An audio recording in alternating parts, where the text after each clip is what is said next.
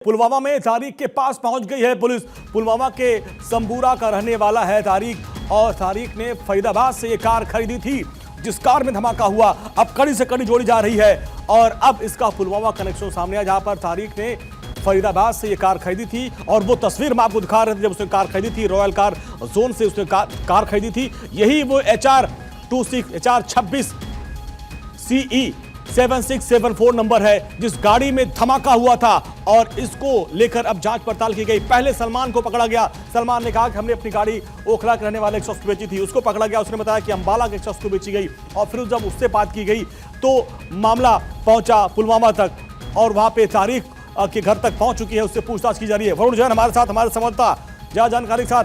वरुण देखिए अब कड़ी से कड़ी जोड़ते हुए अब तारिक के घर तक पहुंच चुकी है। संबूरा का रहने वाला है वो।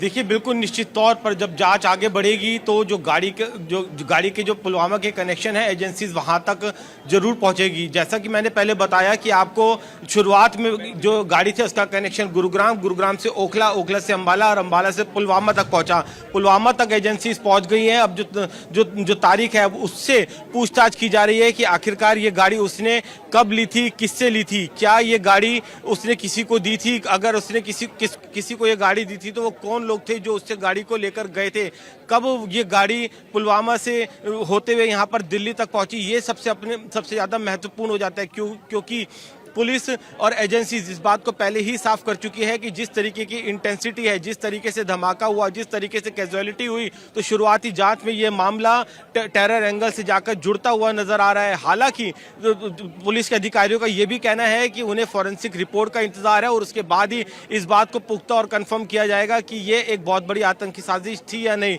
लेकिन जिस तरीके से आप देखेंगे कि एक I-20 गाड़ी के अंदर धमाका होता है, धमाके की इंटेंसिटी इतनी थी कि पूरी तरीके से आग के गोले में बदल जाती है और आसपास खड़ी करी आधा दर्जन गाड़ियां भी चपेट में आकर जल जाती है। इस धमाके के अंदर अब तक 8 लोग अपनी जान गंवा चुके हैं और 20 से ज्यादा लोग अस्पताल के अंदर जिंदगी और मौत के बीच झूल रहे हैं। तो कहीं ना कहीं जो मामला है वो टेरर एंगल से जाकर कनेक्ट होता है और जिस तरीके से जो गाड़ी की ऑनरशिप है वो गुरुग्राम से होते हुए पुलवामा तक जाकर कनेक्ट हुई है तो जो इसके अंदर जो टेरर एंगल है वो और भी ज्यादा पुख्ता हो जाता है। हालांकि आधिकारिक तौर पर इसमें टेरर एंगल है या नहीं, क्या ये आतंकी साजिश थी या नहीं, उसमें आधिकारिक पुष्टि होना अभी बाकी है। लेकिन कहीं ना कहीं जो जांच एजेंसीज हैं वो जिस तरीके से टाइमिंग है, जिस तरीके से जो लोकेशन है, जिस तरीके से कैजुअलिटी और जिस तरीके से धमाका हुआ और जिस तरीके से हाल ही में दिल्ली NCR यानी कि फरीदाबाद से इतनी भारी मात्रा के अंदर विस्फोटक बरामद हुआ है, वो इस बात को पुख्ता करता है कि ये एक बहुत बड़ी आतंकी साजिश थी जिसको अंजाम दिया गया है। जी।